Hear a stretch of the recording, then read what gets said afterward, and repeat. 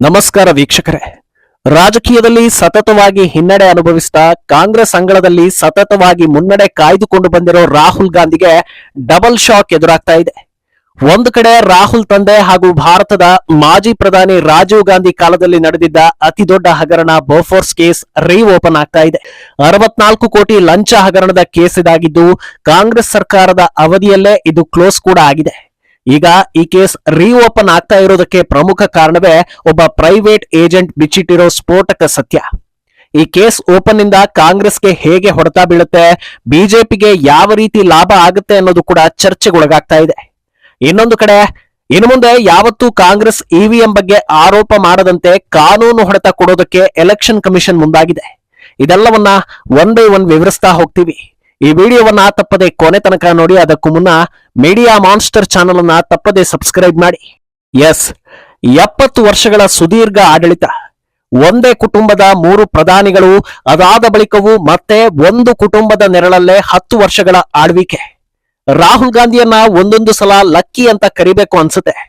ಯಾವುದೋ ಒಬ್ಬ ದೊಡ್ಡ ವ್ಯಕ್ತಿ ನಮ್ಮ ಪಕ್ಕದೂರಲ್ಲಿದ್ರೆ ಅವರು ನಮ್ಮ ಪಕ್ಕದೂರಿನವರೇ ಅಂತ ಹೇಳ್ಕೊಂಡು ಓಡಾಡೋ ಜನ ಇದ್ದಾರೆ. ಅಂಥದ್ರಲ್ಲಿ ತಮ್ಮದೇ ತಂದೆ, ಅಜ್ಜಿ, ಮುತ್ತಜ್ಜ ಎಲ್ಲರೂ ಪ್ರೈಮ್ ಮಿನಿಸ್ಟರ್ಸ್. ವೀಕ್ಷಕರೇ, ಇದು ಹೆಮ್ಮೆ ಪಡುವ ವಿಷಯನ ಇಲ್ವಾ ಅನ್ನೋದನ್ನ ನಿಮಗೆ ಬಿಡ್ತಾ ಇದ್ದೀನಿ.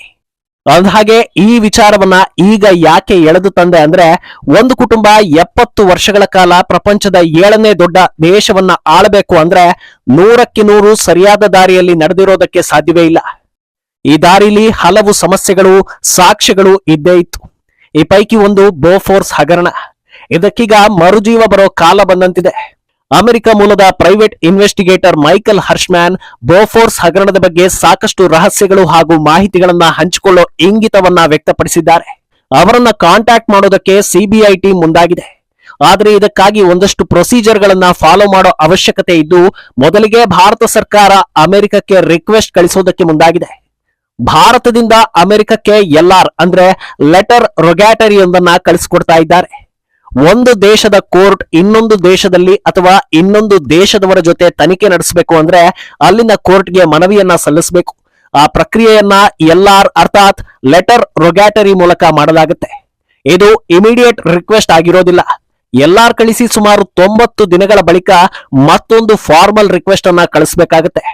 ಆನಂತರದಲ್ಲಿ ಮುಂದಿನ ಪ್ರಕ್ರಿಯೆಗಳು ನಡೆಯುತ್ತವೆ. ಹಾಗಿದ್ರೆ ಆ ಪ್ರೈವೇಟ್ ಏಜೆಂಟ್ ಬಳಿ ಯಾವ ರಹಸ್ಯ ಇರಬಹುದು ಅಂತ ಹೇಳೋ ಮುಂಚೆ ಬೋಫೋರ್ಸ್ ಹಗರಣ ಅಂದ್ರೆ ಏನು ಅನ್ನೋದನ್ನ ತಿಳಿಸ್ಬಿಡ್ತೀನಿ. ಇದು 1980ರ ಕಾಲಘಟ್ಟದಲ್ಲಿ ರಾಜೀವ್ ಗಾಂಧಿ ಸರ್ಕಾರದ ಅಡಿಯಲ್ಲಿ ನಡೆದಿತ್ತು ಎನ್ನಲಾದ ಸ್ಕ್ಯಾಮ್. ಸ್ವೀಡನ್ ಮೂಲದ ಬೋಫೋರ್ಸ್ ಅನ್ನೋ ಸಂಸ್ಥೆ ಜೊತೆ ಭಾರತ ಸರ್ಕಾರ 155 mm ಸುಮಾರು 400 ಹೊವೈಸರ್ ಅಸ್ತ್ರಗಳನ್ನ ಖರೀದಿ ಮಾಡಿರುತ್ತೆ.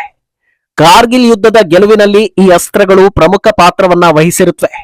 ಈ ಅಸ್ತ್ರಕ್ಕಾಗಿ ನಡೆದಿದ್ದ 1437 ಕೋಟಿ ರು ಡೀಲ್ನಲ್ಲಿ ಸುಮಾರು 64 ಕೋಟಿ ಲಂಚವನ್ನ ರಾಜೀವ್ ಗಾಂಧಿ ಸರ್ಕಾರ ಪಡೆದಿತ್ತು ಅನ್ನೋ ಆರೋಪ ಬಂದಿರುತ್ತೆ. 1990ರಲ್ಲಿ ಸ್ವೀಡಿಶ್ ರೇಡಿಯೋ ಚಾನೆಲ್ ಒಂದು ಈ ವಿಚಾರವನ್ನ ಬಿಚ್ಚಿಡುತ್ತೆ. ಇದು ಭಾರತದಲ್ಲಿ ದೊಡ್ಡ ಕೋಲಾಹಲವನ್ನ ಎಬ್ಬಿಸಿ ಕಾಂಗ್ರೆಸ್ ವಿರುದ್ಧ ಇದೇ ವಿಚಾರವನ್ನ ಎಲ್ಲಾ ಪಕ್ಷಗಳು ಅಸ್ತ್ರ ಮಾಡಿಕೊಳ್ಳುವಂತೆ ಮಾಡಿರುತ್ತೆ. ಅದೇ ವರ್ಷ ಸಿಬಿಐ ಕೂಡ ರಾಜೀವ್ ಗಾಂಧಿ ವಿರುದ್ಧ ಕೇಸನ್ನ ಫೈಲ್ ಮಾಡಿಕೊಳ್ಳುತ್ತೆ. 1999 ಹಾಗೂ 2000ನೇ ಇಸವಿಯಲ್ಲಿ ಸಿಬಿಐ ಚಾರ್ಜ್ ಶೀಟ್ ಅನ್ನು ಕೂಡ ಫೈಲ್ ಮಾಡುತ್ತೆ. ಆದ್ರೆ 2004ರಲ್ಲಿ ಅಂದ್ರೆ ರಾಜೀವ್ ಗಾಂಧಿ ಮರಣದ 13 ವರ್ಷಗಳ ನಂತರ ದೆಹಲಿ ಹೈಕೋರ್ಟ್ ಅವರನ್ನ ದೋಷಮುಕ್ತ ಅಂತ ಘೋಷಿಸುತ್ತೆ. ಮುಂದಿನ ವರ್ಷ ಅಂದ್ರೆ 2005ರಲ್ಲಿ ಈ ಸ್ಕ್ಯಾಮ್ ನಲ್ಲಿ ಇನ್ವಾಲ್ವ್ ಆಗಿದ್ದ ಇಟಾಲಿಯನ್ ಬಿಸಿನೆಸ್ ಮ್ಯಾನ್ ಒಟಾವಿಯನ್ ಕ್ವೆಟ್ರೋಚಿ ಸೇರಿದಂತೆ ಎಲ್ಲರ ಮೇಲಿನ ಕೇಸ್ಗಳನ್ನ ಖುಲಾಸೆ ಮಾಡುತ್ತೆ. ಅಲ್ಲದೆ ಸಿಬಿಐ ಈ ಕೇಸ್ನಲ್ಲಿ ಸಾಕ್ಷ್ಯಗಳನ್ನ ಒದಗಿಸುವಲ್ಲಿ ಫೇಲ್ ಆಗಿದೆ ಅನ್ನೋ ತೀರ್ಪನ್ನು ಕೊಡುತ್ತೆ. ಅದಾದ ಬಳಿಕ ಮತ್ತೆ ಸಿಬಿಐ ಕೇಸ್ ಓಪನ್ಗೆ ಸಾಕಷ್ಟು ಪ್ರಯತ್ನ ಪಟ್ಟರು ಅದು ಫಲಿಸೋದಿಲ್ಲ. ಈಗ ಪ್ರೈವೇಟ್ ಇನ್ವೆಸ್ಟಿಗೇಟರ್ ಹರ್ಷ್ಮನ್ ಸಹಾಯದಿಂದ ಸ್ಫೋಟಕ ಮಾಹಿತಿಗಳು ಲಭ್ಯವಾಗುವ ನಿರೀಕ್ಷೆಗಳು ದಟ್ಟವಾಗಿದೆ. ಅಂದಹಾಗೆ ಈ ಪ್ರಕರಣದಲ್ಲಿ ಇನ್ನೊಂದು ಟ್ವಿಸ್ಟ್ ಕೂಡ ಇದೆ. ಪ್ರೈವೇಟ್ ಇನ್ವೆಸ್ಟಿಗೇಟರ್ ಹರ್ಷ್ಮನ್ ರಹಸ್ಯಗಳನ್ನ ಹಂಚಿಕೊಳ್ತೀನಿ ಅಂತ ಹೇಳಿರೋದು ಈಗಲ್ಲ, 2017ರಲ್ಲಿ ಅಂದ್ರೆ ಈಗಿನಿಂದ ಸುಮಾರು 8 ವರ್ಷಗಳ ಹಿಂದೆ. 2017ರಲ್ಲಿ ಭಾರತಕ್ಕೆ ವಿಸಿಟ್ ಮಾಡೋ ಫೇರ್ ಫ್ಯಾಕ್ಸ್ ಗ್ರೂಪ್ ನ ಮುಖ್ಯಸ್ಥ ಹರ್ಷ್ಮನ್ ಪ್ರೈವೇಟ್ ಡಿಟೆಕ್ಟಿವ್ಗಳ ಕಾನ್ಫರೆನ್ಸ್ ನಲ್ಲಿ ಭಾಗಿಯಾಗಿರ್ತಾರೆ. ಅಷ್ಟೇ ಅಲ್ಲದೆ ಭಾರತದ ಪ್ರಮುಖ ಮಾಧ್ಯಮಗಳಿಗೆ ಸಂದರ್ಶನ ನೀಡೋ ಅವರು ಈ ಕೇಸನ್ನ ಹಳ್ಳ ಹಿಡಿಸಿದ್ದೆ ಕಾಂಗ್ರೆಸ್, ಸಿಬಿಐ ಜೊತೆ ಸಾಕಷ್ಟು ವಿಚಾರಗಳನ್ನ ಹಂಚಿಕೊಳ್ಳೋದಕ್ಕೆ ನಾನು ರೆಡಿ ಇದ್ದೀನಿ ಅನ್ನೋ ಸ್ಫೋಟಕ ವಿಚಾರವನ್ನ ಬಿಚ್ಚಿಟ್ಟಿರ್ತಾರೆ. ಅಲ್ಲದೆ ಈ ಕೇಸ್ ಕುರಿತಂತೆ ರಾಜೀವ್ ಗಾಂಧಿ ತುಂಬಾ ಅಪ್ಸೆಟ್ ಆಗಿದ್ರು, ನನ್ನನ್ನ ನೇರವಾಗಿ ಟಾರ್ಗೆಟ್ ಮಾಡಿದ್ರು, ಸಿಐಎ ಜೊತೆ ನನ್ನ ಹಾಗೂ ನಮ್ಮ ಸಂಸ್ಥೆ ಬಗ್ಗೆ ಸಾಕಷ್ಟು ಆರೋಪಗಳನ್ನ ಮಾಡಿದ್ರು, ತಮ್ಮ ಆಪ್ತರು ಈ ಸ್ಕ್ಯಾಮ್ ನಲ್ಲಿ ಇಲ್ಲದೆ ಇದ್ದಿದ್ರೆ ಅವರು ಯಾಕೆ ಅಷ್ಟೊಂದು ಅಪ್ಸೆಟ್ ಆಗ್ತಾ ಇದ್ರು ಅನ್ನೋದನ್ನ ಹೇಳಿರ್ತಾರೆ. ಈ ಸಂದರ್ಶನ ಆದ ಬಳಿಕ 2018ರಲ್ಲಿ ಮತ್ತೆ ಸಿಬಿಐ ಕೇಸ್ ಹಾಕುತ್ತೆ. ಆದ್ರೆ ಕಾರಣಾಂತರಗಳಿಂದ ಅದು ಡಿಸ್ಮಿಸ್ ಆಗುತ್ತೆ. ಇನ್ನೊಂದೆಡೆ ನವೆಂಬರ್ 8, 2023, ಡಿಸೆಂಬರ್ 21, 2023, ಮೇ 13, 2024 ಹಾಗೂ ಆಗಸ್ಟ್ 14, 2024ರಲ್ಲಿ ಭಾರತದಿಂದ ಎಲ್ಆರ್ ಕಳಿಸಲಾಗುತ್ತೆ. ಆದ್ರೆ ಅದ್ಯಾವುದಕ್ಕೂ ಅಮೆರಿಕದಿಂದ ಪ್ರತಿಕ್ರಿಯೆ ಬಂದಿರೋದಿಲ್ಲ. ಈಗ ಅಲ್ಲಿ ಮತ್ತೆ ಟ್ರಂಪ್ ಕೈಗೆ ಅಧಿಕಾರ ಬಂದಿರೋದ್ರಿಂದ ತನಿಖೆಗೆ ಈ ಬಾರಿ ಗ್ರೀನ್ ಸಿಗ್ನಲ್ ಸಿಗೋ ಸಾಧ್ಯತೆ ಇದೆ. ಅಂದ್ಹಾಗೆ ಈಗ ಎಲ್ರಿಗೂ ಒಂದು ಪ್ರಶ್ನೆ ಹುಟ್ಟಬಹುದು, ದೇಶದಲ್ಲಿ ಎಂತೆಂತ ಸ್ಕ್ಯಾಮ್ಗಳೇ ನಡೆದಿವೆ, ಅಂಥದ್ರಲ್ಲಿ 64 ಕೋಟಿಗಾಗಿ ಕೇಸನ್ನ ರಿಓಪನ್ ಮಾಡಿಸೋ ಅಗತ್ಯತೆ ಇತ್ತ ಅನ್ನೋದು. ಆದ್ರೆ ಇಲ್ಲಿ ಗಮನಿಸಬೇಕಾಗಿರೋ ವಿಚಾರಗಳು ಸಾಕಷ್ಟಿವೆ.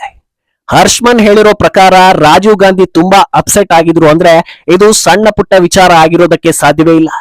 ಅಲ್ಲದೆ ಈ ಡೀಲ್ ನಲ್ಲಿ ತಂದಿರೋ ಅಸ್ತ್ರಗಳಿಂದಲೇ ಭಾರತ ಕಾರ್ಗಿಲ್ ನಲ್ಲಿ ಗೆದ್ದಿತ್ತು. ಇದು ಅಂದಿನ ಸರ್ಕಾರಕ್ಕೆ ಪಾಸಿಟಿವ್ ವಿಚಾರ ಆಗಿದ್ರು ಈ ಕೇಸನ್ನ ಮುಚ್ಚಿ ಹಾಕೋದಕ್ಕೆ ದೊಡ್ಡ ಮಟ್ಟದಲ್ಲಿ ಸರ್ಕಸ್ ಮಾಡಿದ್ರು ಅನ್ನೋದು. ಇನ್ನೊಂದು, ಮೇಲ್ನೋಟಕ್ಕೆ ಅಥವಾ ಈಗ ಇರೋ ಮಾಹಿತಿಗಳ ಪ್ರಕಾರ ಇದು 64 ಕೋಟಿ ಸ್ಕ್ಯಾಮ್. ಆದ್ರೆ ಹರ್ಷ್ಮನ್ ಬಿಚ್ಚಿಟ್ಟಿರೋ ರಹಸ್ಯದಿಂದ ಈ ಕೇಸ್ಗೆ ಬೇರೆಯದ್ದೇ ಆಯಾಮ ಸಿಗೋ ಸಾಧ್ಯತೆ ಇದೆ ಅಂತಲೂ ಊಹಿಸಲಾಗಿದೆ. ಇನ್ನು ಈ ಕೇಸ್ ಕಾಂಗ್ರೆಸ್ಗೆ ಹಿನ್ನಡೆ ಅನ್ನೋದರಲ್ಲಿ ಯಾವ ಅನುಮಾನವೂ ಇಲ್ಲ. ಬಿಜೆಪಿಗೆ ಹೇಗಪ್ಪ ಪಾಸಿಟಿವ್ ಆಗುತ್ತೆ ಅಂತ ನೋಡಿದ್ರೆ, ಮೊದಲೇ ಗಾಂಧಿ ಕುಟುಂಬದ ವಿರುದ್ಧ anti Hindu, anti Indian, anti progress ಅನ್ನೋ ಹಣೆಪಟ್ಟಿಗಳಿವೆ. ರಕ್ಷಣಾ ವಲಯದಲ್ಲಿ ನಡೆದ ಈ ಸ್ಕ್ಯಾಮ್ನ ಅಸಲಿ ರಹಸ್ಯ ಆ ಹಣೆಪಟ್ಟಿಯನ್ನ ದಟ್ಟವಾಗಿಸೋ ಸಾಧ್ಯತೆಯೂ ಇದೆ. ಅಲ್ಲದೆ ಬಾಯಿ ಬಿಟ್ರೆ ಸಂವಿಧಾನ, ಸೋತ ಜಾಗದಲ್ಲಿ ಇವಿಎಂ ಮೇಲೆ ಆರೋಪ, ಜಾತಿ ಸಂಘರ್ಷಕ್ಕೆ ನಾಂದಿ ಹಾಡ್ತಾ ಇರೋ ರಾಹುಲ್ ಬೋಫೋರ್ಸ್ ಸ್ಕ್ಯಾಮ್ ಅನ್ನ ಹೇಗೆ ಡಿಫೆನ್ಸ್ ಮಾಡ್ತಾರೆ ಅನ್ನೋದು ಕೂಡ ಮುಖ್ಯವಾಗುತ್ತೆ. ಏನಿಲ್ಲ ಅಂದ್ರೂ ಕಾಂಗ್ರೆಸ್ ವಿರುದ್ಧ, ಅದರಲ್ಲೂ ಗಾಂಧಿ ಕುಟುಂಬದ ವಿರುದ್ಧ ಬಿಜೆಪಿಗೆ ಬೊಟ್ಟು ಮಾಡೋದಕ್ಕೆ ಇನ್ನೊಂದು ಪ್ರಬಲ ಅಸ್ತ್ರ ಸಿಕ್ಕಂತಾಗುತ್ತೆ. ಆಮೇಲೆ ಗಾಂಧಿ ಕುಟುಂಬದ ಮೇಲೆ ಈಗಿರೋ ಕೇಸ್ಗಳ ತನಿಖೆ ಶುರುವಾದ್ರೆ ಅನುಕಂಪ ಗಿಟ್ಟಿಸಿಕೊಳ್ಳೋ ತಂತ್ರವೆಲ್ಲ ಫೇಲ್ಯೂರ್ ಆಗುತ್ತೆ. ಇತ್ತ ಮತ್ತೊಂದೆಡೆ ಕಾಂಗ್ರೆಸ್ನ ಇವಿಎಂ ಅಜೆಂಡಾಗೆ ಅಂತ್ಯ ಹಾಡೋದಕ್ಕೆ ಎಲೆಕ್ಷನ್ ಕಮಿಷನ್ ದೊಡ್ಡ ಹೆಜ್ಜೆ ಇಡ್ತಾ ಇದೆ.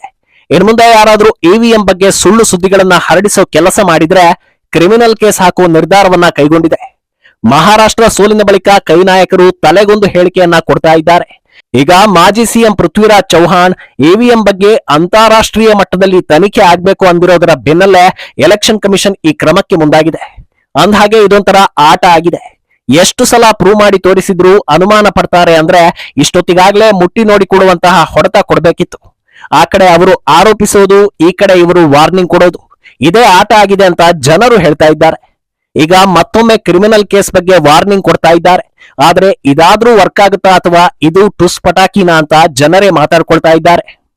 ಒಟ್ನಲ್ಲಿ ಕಾಂಗ್ರೆಸ್ ಅವಧಿಯಲ್ಲಿ ಸಾಕಷ್ಟು ಹಗರಣಗಳು ನಡೆದಿವೆ ಅನ್ನೋ ಆರೋಪಗಳಿವೆ. ಹುಡುಕ್ತಾ ಹೋದ್ರೆ ಸಾಕಷ್ಟು ಸ್ಕ್ಯಾಮ್ಗಳ ಹೆಸರು ಸಿಗ್ತಾನೆ ಹೋಗುತ್ತೆ. ಅವುಗಳಲ್ಲಿ ಅತ್ಯಂತ ಹೆಸರುವಾಸಿಯಾಗಿದ್ದ ಪ್ರಕರಣಗಳ ಪೈಕಿ ಬೋಫೋರ್ಸ್ ಕೂಡ ಒಂದು. ಈ ಬಾರಿ ಆದ್ರೂ ತನಿಖೆ ಆಗಿ ರಹಸ್ಯ ವಿಚಾರಗಳು ಆಚೆ ಬರಲಿದೆಯಾ ಅನ್ನೋದು ಸದ್ಯದ ಪ್ರಶ್ನೆ. ಈ ಬಗ್ಗೆ ನಿಮ್ಮ ಅಭಿಪ್ರಾಯವನ್ನ ತಪ್ಪದೆ ಕಾಮೆಂಟ್ ಮೂಲಕ ತಿಳಿಸಿ.